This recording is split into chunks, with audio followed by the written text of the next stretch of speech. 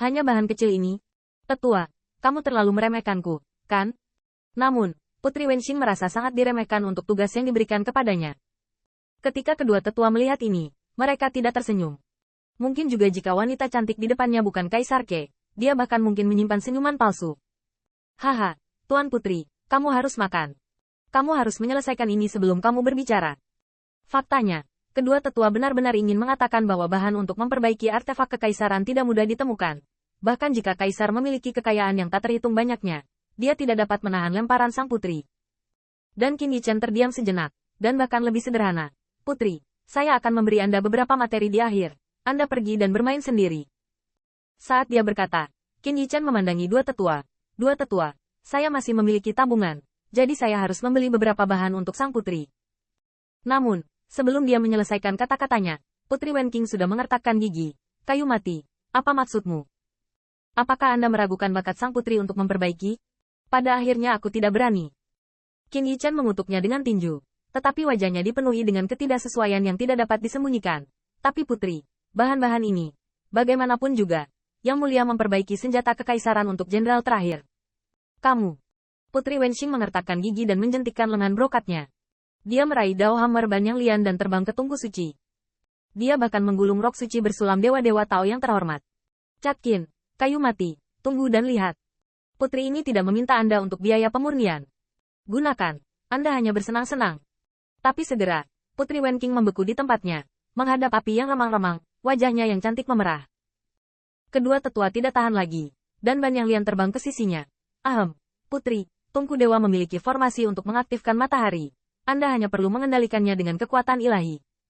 Putri Wenxing hanya menemukan sedikit kebanggaannya. Masih kayu. Apa yang kamu lihat? Ada semacam perbandingan. Karena itu, Putri Wenxing tiba-tiba mengangkat jari gioknya lagi, menunjukkan sikap bangga memegang matahari dan bulan di tangannya, dan berteriak, api. Ledakan. Tanda seru.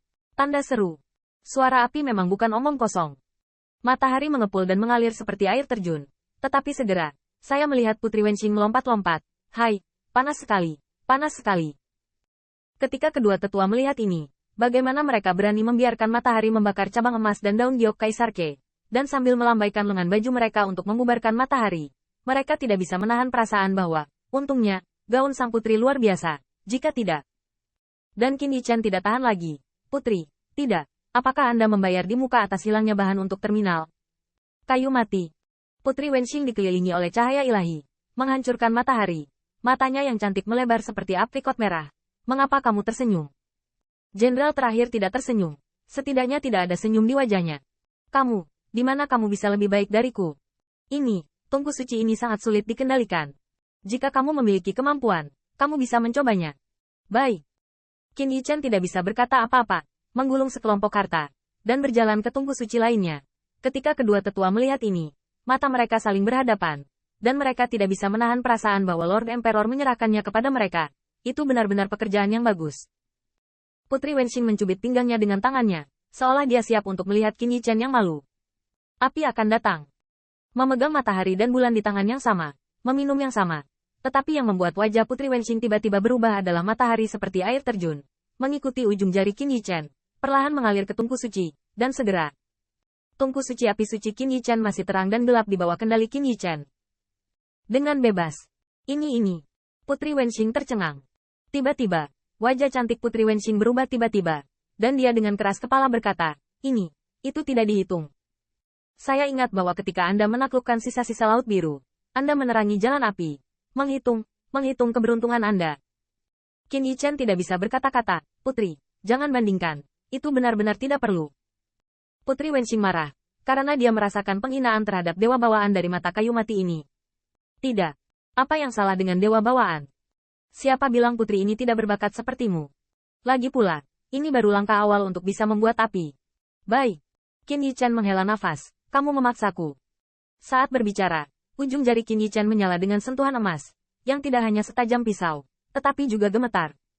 Kelas senior, saya mendengar bahwa kekuatan mental sangat membantu untuk alat pemurnian. Bagaimana cara menggunakan kekuatan mental ini? Putri Wenxing tercengang. Kamu, dari mana kekuatan mental itu berasal? Qin Yichen menaklukkan gunung berapi Yang'an dan menggunakan ini untuk memahami jalan api dia mengetahuinya. Tetapi kapan kayu mati ini memiliki kekuatan spiritual? Qin Yichen tampak polos. Oh, aku lupa memberitahumu Tuan Putri. Ketika jenderal terakhir baru saja tersapu tsunami, dia membunuh roh kerang dari klan Bihai. Melihat bolanya bagus, jenderal terakhir menelannya. Melihat kekuatan mental ujung jari Qin Yichen, kedua tetua tidak bisa membantu tetapi bersinar. Dan Ban Yang Lian buru-buru melangkah maju. Jenderal Feng, Anda telah selamat dari kesengsaraan Ting. Sisa klan Bihai itu adalah klan Jing. Keadaan apa itu? Alam, kurasa itu dewa. Bagaimanapun juga jenderal yang tersisa. Manik-manik dewa telah dimurnikan oleh Anda. Lalu alam apa yang menjadi roh primordial Anda sekarang? Qin Yichen berpikir sejenak. Dan pedang sihir 3 kaki muncul di atas roh surgawi. Nah, alam apa ini? 30 inci jiwa. Tidak hanya Ban Yang Lian, tetapi Ketong Liang tercengang. Ini sudah sebanding dengan peri emas. Putri Wenqing melihat bahwa gigi cangkangnya hampir hancur. Ketong Liang batuk sedikit, wajahnya malu. Putri, bagaimanapun juga, ini adalah keuntungan dari dewa bawaan. Kita tidak bisa membandingkannya. Lupakan. Mati. Kayu. Kepala. Putri Wenqing tidak percaya lagi. Kayu mati ini benar-benar lebih berbakat daripada dia dalam segala hal yang bisa dia lakukan. Ban Yang Lian juga sangat tidak berdaya. Meskipun Kaisar Ke dapat memanggil Putri Wenqing sesuka hati, mereka harus berani. Jenderal Feng, aku akan mengajarimu cara mengontrol kekuatan spiritualmu. Melihat penampilan panik Putri Wenqing, Qin Yichen benar-benar ingin tertawa. Tidak mungkin, yang menjadikannya dewa bawaan. Adapun pencapaian spiritual, bahkan jika Ban Yang tidak mengajar, mengapa Qin Yichen tidak bisa mengendalikannya? Tetapi yang mengejutkan Qin Yichen adalah bahwa pencapaian master yang ditemukan Kaisar Ke untuknya memang luar biasa. Dan metode yang diajarkan kepadanya tentang alat pemurnian dan kekuatan spiritual membuatnya memiliki ketekunan baru. Dengan cara ini, perbukitan di belakang pavilion Ke Tiambao menjadi sibuk, dan bahkan orang-orang kuat seperti Ban Yang Lian dan Ketong Liang akan berjuang untuk memulihkan artefak kekaisaran Bihai.